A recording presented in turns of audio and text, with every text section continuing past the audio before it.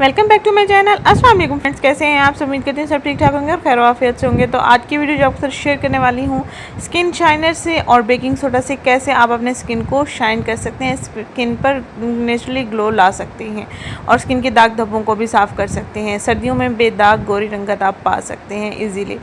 ये आपने 1 चम्मच हल्दी पाउडर लेना है।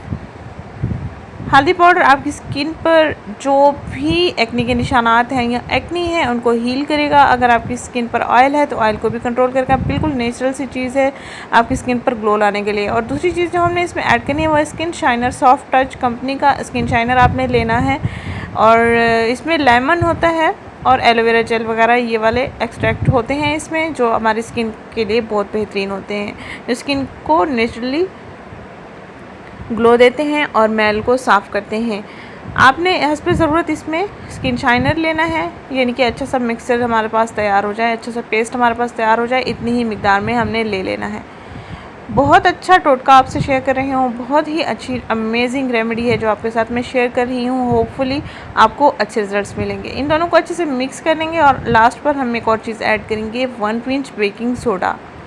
बेकिंग सोडा हमारी स्किन को ब्लीच करता है, नेचुरली ब्लीच करता है, जिसके कोई साइड इफ़ेक्ट्स नहीं होते। ये एक्ने के लिए, स्किन पर मसाम को साफ़ करने के लिए, ब्लैक हेड्स वाइट हेड्स को साफ़ करने के लिए, गोया स्किन को बेहतरीन बना सकते हैं, स्किन को चमकदार बना सकते हैं, स्किन को बेदाग बना सकते हैं इस रेमेडी के साथ। नेचुरल रिजल्ट्स मिलेंगे, नेचुरल सी रेमेडी है। होप सो आपकी स्किन को अच्छा बना देगी और रिज़ल्ट भी आपको 100% श्योर मिलेंगे।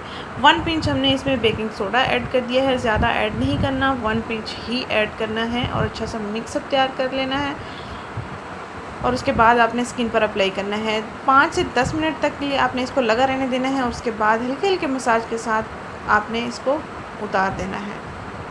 आप देखेंगे पहले ही इस्तेमाल से आपको काफ़ी अच्छे रिजल्ट्स मिलेंगे।